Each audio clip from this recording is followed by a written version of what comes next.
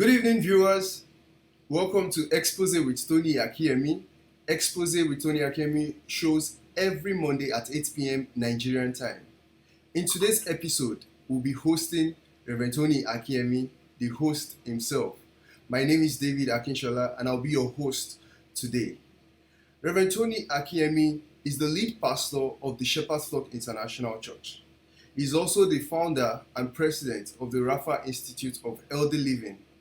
He's the patron of the Reverend Tony Akinyemi Scholarship Foundation. This foundation has trained students in their hundreds over the past years. Students from the secondary level to the tertiary level. I am also a beneficiary of this foundation, and I am done with my master's degree.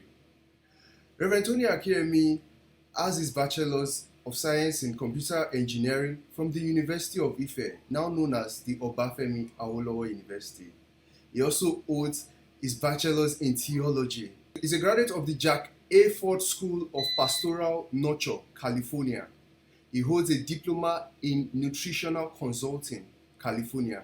He is board certified as a holistic health practitioner by the American Association of Drugless Practitioners. So we have in the house today Reverend Tony Akinyemi. You are welcome, sir. Thank you very much. It's my honor and my pleasure to be with you today. Okay, sir. Exposé has been holding for the past few months now, and there are questions that have been rolling in. So today we would like you to give answers to many of these questions. These questions have come from different angles as pertain to health and wellness. The first question with me here says that, can you tell us about your journey into wellness and nutritional consulting? Well, thank you very much for that question. The journey began about 2 decades ago. I was just 36 years old when I observed that my health began to deteriorate. Everything was just falling apart. I was getting fatigued. I was getting tired. I was having inexplicable symptoms, terrible headaches. I was obese, not just overweight, I was obese.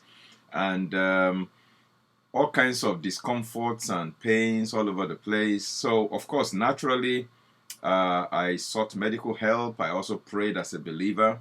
I consulted with our family clinic, and they checked me and really couldn't pinpoint exactly what the matter was initially. And so they just simply placed me on some painkillers and, multivitamins and what have you, Bico and the rest of them, and then asked me to just go home. But I discovered that things were not really looking up. Of course, I also approached it as a Christian with prayers. I even sought the prayers of others. I had some friends who are all pastors, and I contacted them to let us please begin to pray together, for my miraculous recovery, for my divine healing. I had about 6 friends of mine who are pastors today, and we were meeting in my house, and we were having vigils once a month, every second Friday of the month or so. And we did that for a period of 4 years, meeting every month. That's 48 times, 12 times a year, 4 years, 48 times. We're having vigil in my house. We were praying for my healing, and my symptoms were getting worse. Not because God doesn't answer prayers. I believe in prayers. I still pray till today, okay, and I will pray till tomorrow, because there is a God in heaven who answers prayers. But there was something God wanted me to learn. I believe that was why He allowed me to go on for that long before I made that discovery, okay? And then, of course, I also consulted with all kinds of consultants. I saw several of them. I saw a consultant or 2 consultant gastroenterologists. I saw even a consultant psychiatrist, when everything was, kind of getting really serious. And each consultant I saw a consultant neurologist, I saw different kinds of consultants, but each consultant that I saw diagnosed something different. Okay, for example, the first consultant gastroenterologist actually diagnosed acute duodenal ulcer. That was the only thing that he could pinpoint was actually wrong with me, that was giving me the pain in my chest. It will feel as if there is a bag of cement placed upon my chest, making breathing very difficult at that time. He diagnosed that. Of course, he also saw that I had hypercholesterolemia, in other words, elevated cholesterol level. So that was by the way, but the main thing that he pinpointed was the acute duodenal ulcer. And then the consultant neurologist also diagnosed his own differently and gave me his own set of drugs. Of course, the gastroenterologist gave me his own set of drugs. Then I saw a psychiatrist who also diagnosed his own and also gave me his own set of drugs. Then I saw a second gastroenterologist who was now suspecting that I probably had cancer of the stomach, and because I was actually bleeding both ways. I was bleeding from the throat, from the mouth, upper GI. I was also bleeding from the lower GI. GI stands for gastrointestinal, tract. So if I coughed and I spat out sputum, there would be blood inside. And then if I went to toilet or poo, it was almost half poo, half blood, at that time. That's about over 2 decades ago now. I was just 36, approaching my 40th birthday. And all of these things were all happening at the same time. I would stand up and I would have I now know to be vertigo. Okay, vertigo is when you stand and the ground appears to be spinning around you. You are not, it's a little bit different from dizziness, but it's like the ground is spinning. It is the ground that is spinning around you. But that's the sensation you feel, okay, when vertigo takes place. So I was having that. I was having lightheadedness. I was having inexplicable headaches. I was feeling fatigued and tired all the time and all of that. So all of them were diagnosing different things. All of them were giving me different medications. At a time, I would take those medications and I would just be knocked off completely. I would sleep for 10 hours, 12 hours, wake up and still feel tired. And then I was bloating. I was gaining weight again, despite the fact that I was obese. And so I knew that God needed to intervene. If God didn't intervene, maybe I was approaching my grave. It got so bad at a point that I began to prepare my wife for widowhood. I had to enroll her. I mean, she was already a chartered accountant at that time with an HND. So I enrolled her for an MBA program because I wanted her to improve her CV so that in case I departed, she would be able to get, a better job. She was a civil servant at the time and be able to take care of our 3 young children at that time so that their quality of life and standard of living would not drop.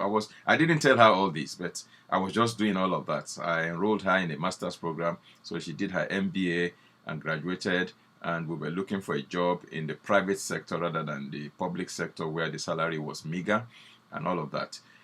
So at some point, I became desperate. I cried to God for help. I said, Lord, you just have to have mercy on me. You see, the amazing thing was that while I was undergoing all of these and feeling all of these symptoms and all of these things, I was still able to function to some extent. Not that I was bedridden. I wasn't bedridden.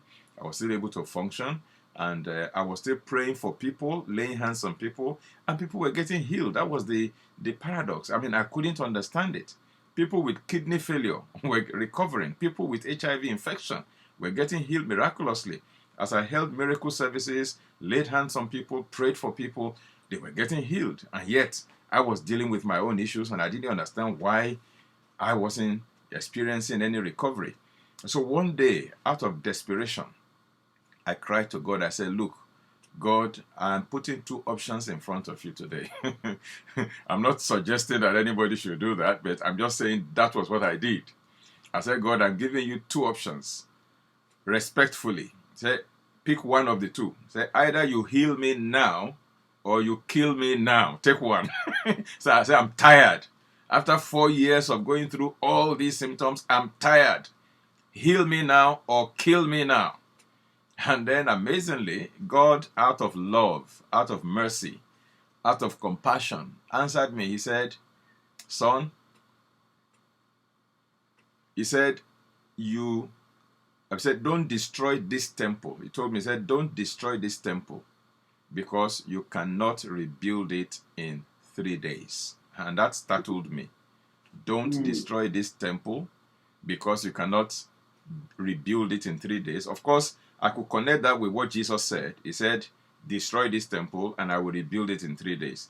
The people thought he was referring to the physical building, the temple of the time, but he was actually referring to his own body, the temple of his body, that if you crucify me, if you kill me, on the third day I will resurrect. So he said, destroy this temple and in 3 days I will rebuild it. Okay, that was the proverb that he gave them. Some people understood it, some didn't. So when God said that to me, I understood it. He said, don't destroy this temple because you cannot rebuild it in 3 days. So invariably, I understood the fact that God was trying to let me know that I was responsible for my own health deterioration. Because at a point I was thinking it was some kind of spiritual attack, because why would medical science not help me with all that I have done? Why would all the measures I have put in place not help me? Okay, but when God puts the blame, as it were, at my doorsteps, he was making me realize that I needed to take responsibility for what I had done to my body, and also take responsibility in reversing those damaging things that were damaging my health, and so that I could recover. Because I understood that to mean that if God went ahead to just heal me supernaturally on the spot and I got well miraculously, then the next day I will continue with the same lifestyle and the same diet that created the problem. But God wanted me to know what created the problem so I could correct them, so that if I got well, I would not recreate the problem. And until I got to that point, after 4 years on the journey, seeking for recovery, until I got to that level of understanding, knowing that there were things that I was doing that were contributing to my health failure, and there were things I ought to be doing that I was not doing, that I needed to start doing in order to help my health to improve. So when I learned that lesson, and I compiled a list of 10 things that I would start doing, and I began to do them, I committed to doing them, and gradually I saw my symptoms, which were over 30 at the time, began to decrease in intensity, and then eventually, disappeared. I saw my symptoms disappearing. Within the space of a few months, about 27 out of my catalogued symptoms had disappeared. And I had just about 3 or so left. Then I knew that, yes, now I was on the right track. And that's how, after I got better, I decided that, well, I think I need to share my experience with the world. So that was what brought me into this wellness arena, as it were. I mean, I trained as an engineer and as a theologian, so why should I be the one talking about health and wellness? That is how it all started. Wow, wow, sir. This story you just shared actually got me curious. I mean, you were diagnosed by different doctors in different fields of medicine, and I keep wondering. So, what protocol did you now follow to get better when all of this was happening? What protocol did you follow, sir? Well, I took some drastic measures, and one of them was that I had to stop those medications that I was taking that were making me gain weight and making me tired. I mean, even more tired than previously. I'm not suggesting that anybody should stop their medication without the doctor's advice. That could be very risky. I'm just sharing my own experience, what I did. Okay, I had to stop those medications and wean myself off them. Okay, and then I committed to the 10-point agenda that I drew up. One was that I committed myself to learning and learning and learning about wellness, about healthy living. That was the first point on my agenda. I needed to equip myself. I needed to be informed, because I believe that to be uninformed is to be deformed. But when you become informed, then you can be transformed. I wanted transformation in my health, and so I needed information. Without information and the application of that information, you may never experience transformation. Otherwise, if you remain ignorant, you remain deformed. The Bible says so. My people are destroyed for lack of knowledge. Okay, and in Proverbs, the Bible actually says, for by knowledge shall the just be delivered. So the first point was that I committed to studying, reading, researching, understanding the basic principles of healthy living, and I began to apply myself to them. because I didn't want anybody to sway me. I didn't want anybody to mislead me. I didn't want anybody to deceive me, because there's propaganda all over the place. There's marketing all over the place. Everybody wants to sell a product. Everybody wants to get you on their program. Everybody wants you to do this, wants you to do that for whatever reasons. I wanted to be so informed that I could take my own decisions and take responsibility for those decisions. And that's why till today I keep saying what we need is not more medication, but more education. And I believe that the best prescription is knowledge. Because if a person is informed, the person can make what we call informed choices, as well as informed decisions. And when your decisions and choices are well informed, based on hard evidence and science and data, then you are likely going to be on the right track. So that was the first thing I did. The second one was I identified the things that I was doing that were contributing to my ill health, and I had to eliminate them from my life. For example, I was a pastor. I was also serving, as I was practicing computer engineering at the time. I had my practice, as I had a consulting outfit that I was heading.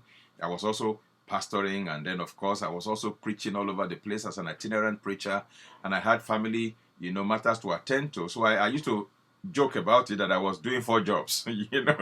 I was a computer engineer, I was a pastor, I was an itinerant preacher, and then I was a family man. So 4 full-time jobs. And I needed to make adjustments. I had to scale down on my schedule. I would go preaching, in 4 different locations in one day on a Sunday. I would drop the microphone here. I would drive to the second location, finish preaching there, drop the microphone, drive to the third location. I had no driver initially. Eventually, I employed a driver. I was the one doing all the wrongs all the time because, I was in my 30s. I was young. I was energetic. I felt I could take on anything or anyone at that time. So I had to adjust that. Then my diet, I had to adjust that as well, because I would arrive from my preaching engagement maybe late in the night.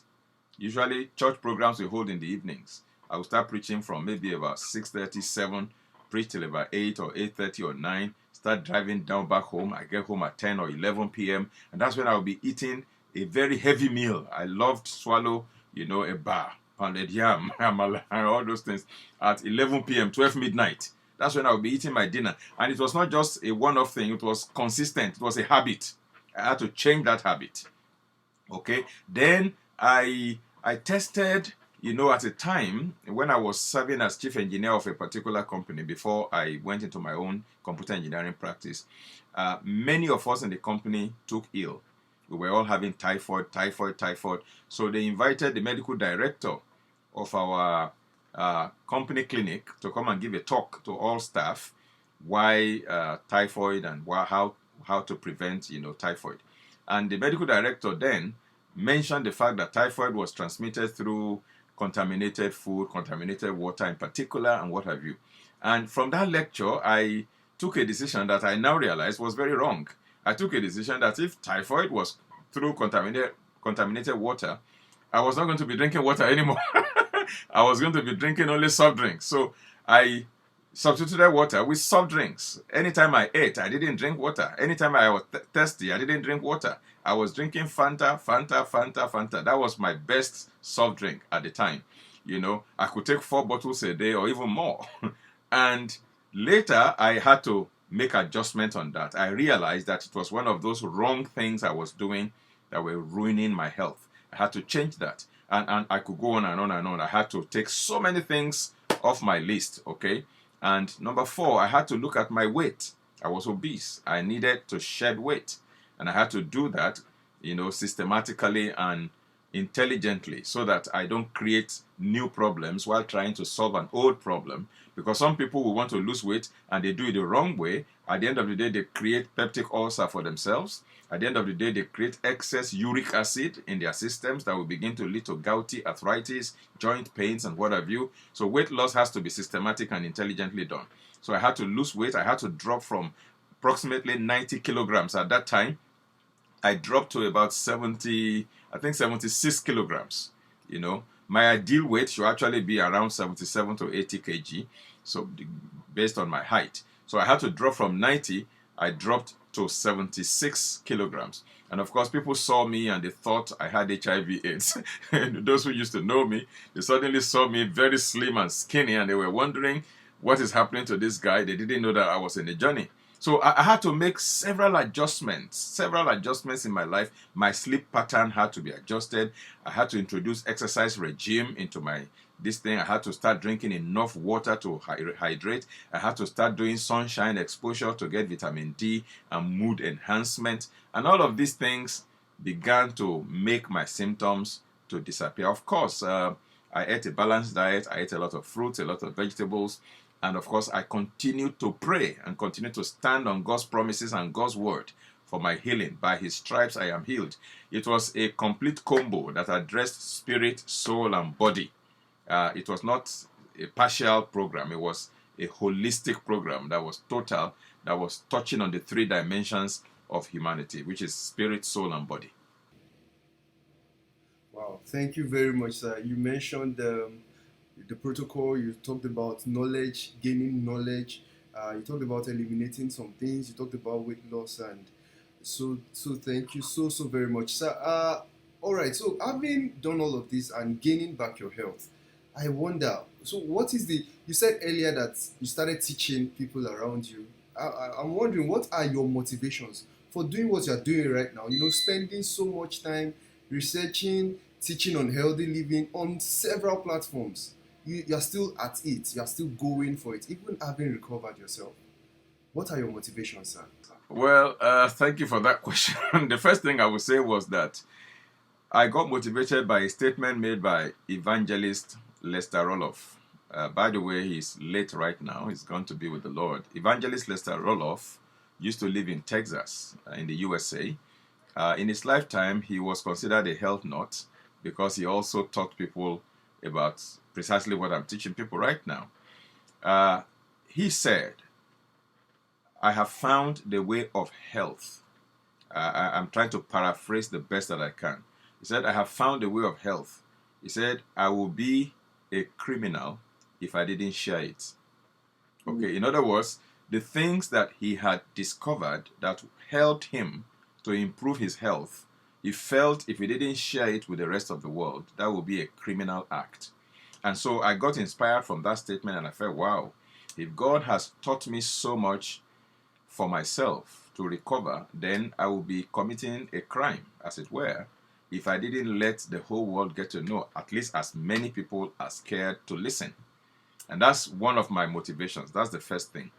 The second motivation is the fact that I personally hate seeing people suffer. I know what suffering looks like, whether it is suffering as a result of poverty or suffering as a result of illness. Because you see, I have been there on both platforms. I come from a very, very humble background, very poor family background. I mean, I used to joke about it that even our poor neighbors used to call us poor. That was how poor we were. That several times, several months will go by when I was growing up as a kid that I would never even taste meat or fish or anything like that because it was not available. Sometimes, even when I was a student at Ife, those who used to know me at Ife, University of Ife, Nigeria, they knew that I was very skinny. I was like this. It was not because that was my stature. It was because there was no food. Even as a student, as an undergraduate, I remember a particular month, for 30 days of the month, I almost didn't eat one meal in 30 days. One real meal. All I was doing was I would put gari. For those who know what gari is a Nigerian staple food made from cassava. It's like cassava flakes. I would put gari in water, nothing to sweeten it, and nothing to go with it. I would just soak gari in water and drink. And that was all I took for 30 days because there was no money to buy food, even as an undergraduate, as a student. So if it is poverty, I've been there. I left primary school, and for 4 years, I couldn't go to secondary school because my parents just couldn't afford to pay my school fees. And one of the motivations that made me to, start the Reverend Tony Scholarship Foundation, where we're sponsoring children who are brilliant but indigent. They can afford to go to school, they have the IQ, but their parents are just not able, they are not financially competent to send them to school. We pick such children from primary school through secondary school through tertiary institution and train them, paying their tuition 100%. As at the last count, I believe we have trained over 500 students by now who have either graduated or are still in school. I think we have about 100 or 120 of them currently in school right now. Okay, so I've seen poverty, and so when I see people suffer as a result of poverty, I am moved to do something about it. So if it is sickness, I've also been there. I have experienced all kinds, all sorts. Okay, and so when I see suffering humanity, I am moved with compassion, just like my Lord Jesus Christ. And I want God to be able to use me to do something about it. So that's one of the things motivating me actually to educate people, to inform people. They don't have to go through what I have gone through, if only they will listen. So those are some of my, motivations in doing what I am doing. All right. It's thank you so much for that, sir. Sir, my next question may sound very funny, but I will still go ahead to ask it, sir. Do you fall sick Right. at all, like us, like any other person? Do you fall sick at Why? all? Do you fall sick at all, sir? Oh, Have you ever been ill since you recovered from your major illness about 2 decades ago? I would say not in the sense of the way I was sick in the past, but whenever I had overused myself, I felt it in my body and I knew that I needed to take precaution. Wow. That is quite impressive. I'm talking about rest, sir. At this point, we'll be going on a very short break, and we'll be back to take more questions with Reverend Tony Akinyemi.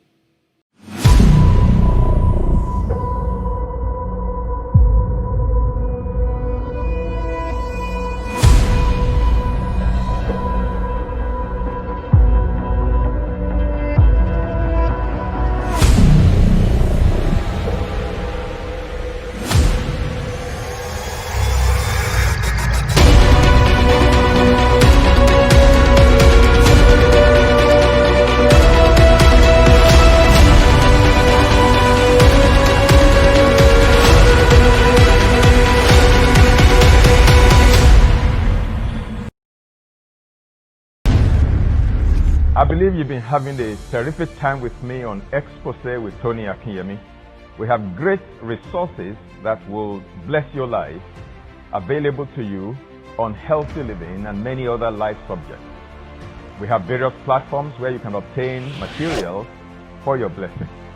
You can obtain some of our work, our books, particularly on Amazon.com.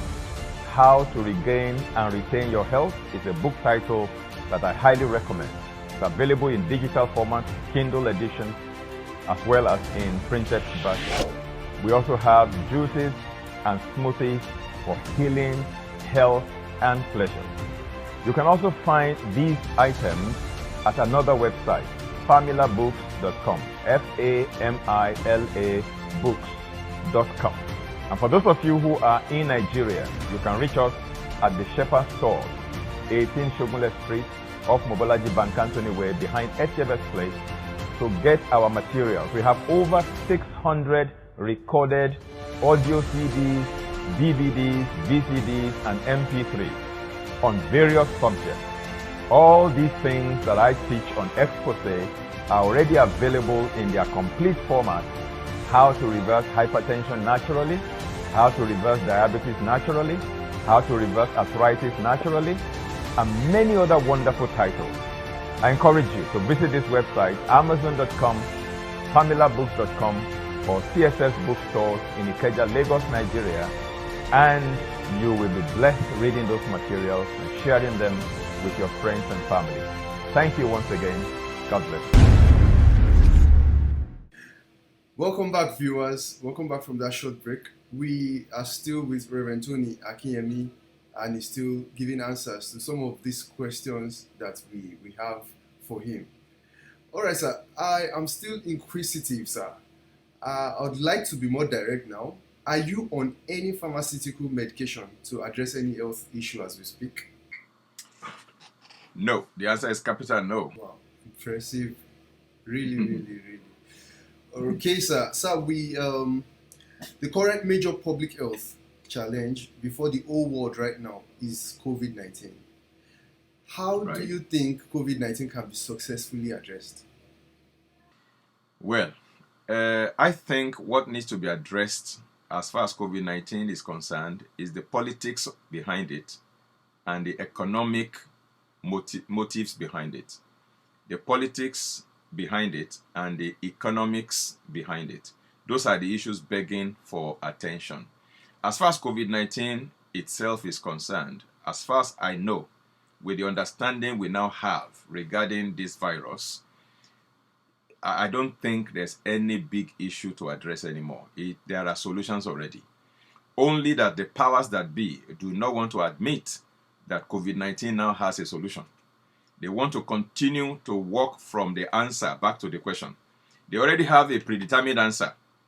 You must all take vaccines. 7 billion people on the face of the earth. We must force all of you to take our vaccine. That is the answer they have provided or produced. Even before the problem started, they already had that at the back of their mind. So they are driving everybody towards that vaccine. So they are ignoring all other options available. As far as I'm concerned, there is a solution for COVID-19. There are pharmaceutical solutions. There are natural solutions that have worked. I mean, personally, I know several people who have tested positive for COVID-19, and they have done simple things like taking vitamins and minerals and sunshine exposure and some herbs. And 100% of the people that I have personally worked with directly have recovered.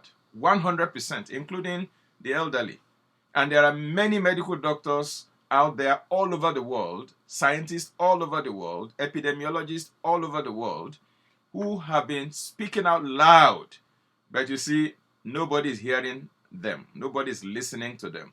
Instead, a few people are using the media to do what I called mind control. Mind control. To control the minds of everybody. By the time they keep singing, we are waiting for vaccine. We are waiting for vaccine. Hey, let us pray that vaccine will come so that all of us will be protected. All of us will be protected.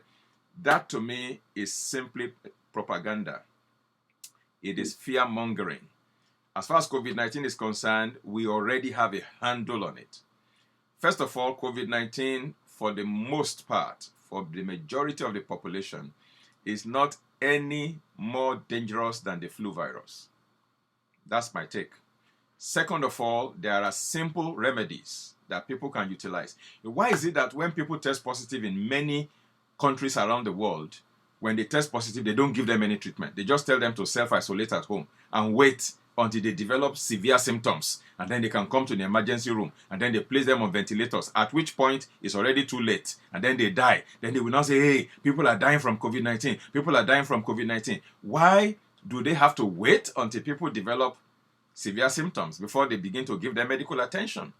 You see, if people test positive and they take simple things like vitamin C, vitamin D3, zinc, and artemisinin or Artemisia annua, which is called wormwood, and they take simple precautions, within 7 days or 14 days max, they will test negative. But they don't want them to be treated so that they can increase the statistics and then justify the reason they want to push all of us to take their vaccine.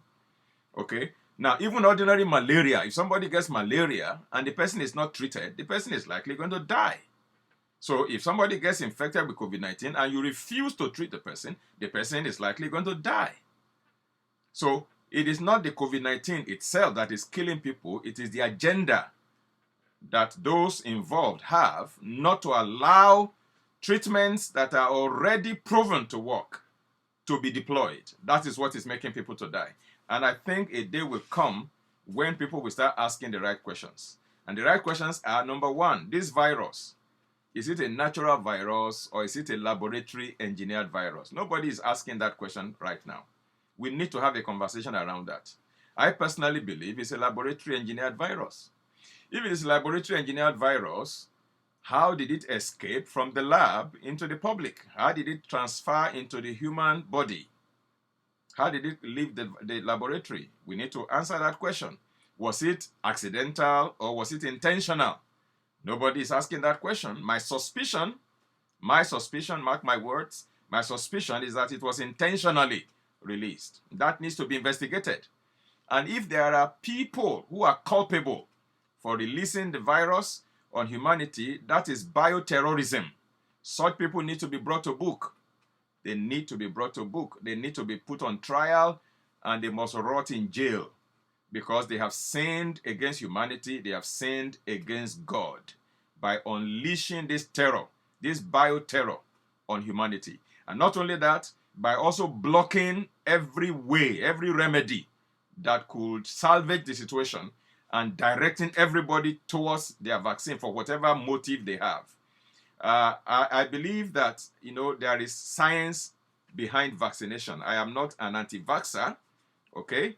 There is science behind vaccination. I mean, even naturally, people get inoculated. When a baby is born, for example, from the mother's womb, the baby passes through the birth canal and is baptized, as it were, in microorganism. That's the first inoculation that a baby receives, even when they are entering the world. So inoculation is natural and scientific, and it helps to stimulate an immune response from that child. And that is the same principle of vaccination. But I have two issues with vaccines in particular. The first issue is the adjuvants that are added to most vaccines. Those adjuvants are toxic, they are poisonous, and they lead to vaccine injuries. Things like mercury, like aluminum, and like material from aborted babies. Many other things that they add to these vaccines. Mercury is known, for God's sake, by every scientist that knows his onion to be toxic to the human body. It causes neurological damage. Aluminum causes neurological damage in the body. They have been implicated for Alzheimer's disease and various other neurological disorders. Why would somebody be pumping aluminum and mercury into people's bloodstream and call that a remedy, and call that medicine? That's the first issue I have with certain vaccines that are loaded with these very toxic adjuvants. And so if the vaccine they are bringing is going to contain all these adjuvants, I am 100% and one against it. Number two issue that I have with their vaccine is the fact that it is an mRNA vaccine, something that has never been approved for human use. This is the first time such a vaccine will be approved for human use. There are 4 different types of vaccines to the best of my knowledge. I'm not an expert in virology or microbiology, but I am not ignorant at the same time. I have some basic information that every intelligent human being should have, okay? And I know that they can use a weakened virus to make a vaccine. That's one. Secondly, they can also use fragments of a microorganism to make a vaccine. Number 3, they can also use antibodies harvested from people who have been infected and recovered to make a passive vaccine. These are different ways. But the current method that they are using now is none of those. They just want to take some genetic material which is artificially produced, synthetically produced. They just study the genetic material of this virus and then they kind of recreate it in the lab, genetically created, and then they now infuse it into the body to make the body to start making certain antibodies in reaction to the virus. Now, that has never been tested before in humans. In fact, the animal studies that were conducted, I think in 2004, about 16 years ago, for the earlier coronaviruses that came out, because this COVID-19 is not the first coronavirus that came out. There have been earlier coronaviruses. They tested that mRNA vaccine on these earlier coronaviruses, and it was an abysmal failure. It was a disaster. All those animals developed liver failure due to acute liver inflammation, and they all died. They used ferrets. I think it was conducted in Canada. Okay, and so that study was stopped. These publications are there in public domain. I'm not making them up. You can go to the National Institute of Health in the USA, go to their website. You will find it there. It's there as public information. They stopped it because it failed. And now, suddenly, this same type of vaccine, mRNA vaccine, which is for RNA viruses, they now want to use the same to address COVID-19. And they have not done animal trial. They have not done successful animal trial with it. Because before you use it on humans, you have to, first of all, try it on animals. And there are 4 stages in going through animal trials. I don't want to go into the details. And when it succeeds, then it is migrated into human trial. And even human trial goes through about 4 stages too. The first stage is you use a small number of the population, maybe 40 to 50, subjects to do the trial. After that, you move to a medium-sized number. And then eventually you move to a large-sized number before it is approved if it is found to be efficacious and to be safe. And even after it has been approved and it is now being administered, they still have to collect data for adverse effects. And then that will be the final stage to know whether can be continued or it should be discontinued.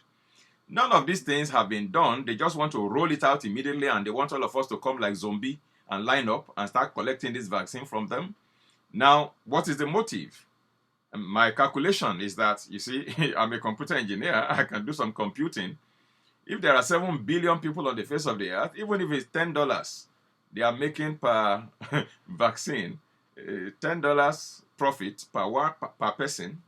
By the time you make $10 on 7 billion people, you know how much that is going to be. $70 billion every year. And I know that this kind of vaccine is the type that you may have to be taking every year, because you don't even know how long the effect will last in your system, because that has not been tested. That has not been verified. I was laughing myself hoarse when I saw the propaganda on the popular media where they were saying, oh, one particular company has come out with a vaccine that is 95% successful. We were only anticipating 50% success. Now they have attained 95% success. Propaganda and deception. And in that same video, that same news report, they were saying, we don't know how this vaccine will do among the elderly. We don't know how this vaccine will do among pregnant women. We don't know how this vaccine will fare of people of different colors and different race. We don't know. There are so many unanswered questions, even in that same news report. And yet, they are claiming 95% success. How did you calculate the 95% success when there are so many things you say you don't know? How did you measure the 95% success? And then they said we were anticipating 50% success. Now we got 95%. Who determined the 50% success that we were anticipating? Who set that bar? That, 50% will be good. You know, they deliberately set fictitious figures. If they say, 50% was the bar that we anticipated, now 95%, everybody will say, we are faring much better. Who determined 50% in the first place as the pass mark? Now, the issue is this. If you said you were anticipating 50% success, that means that you were hoping that if you immunize 100 million people, 50 million will die. And 50 million will survive. And that is your own definition of success.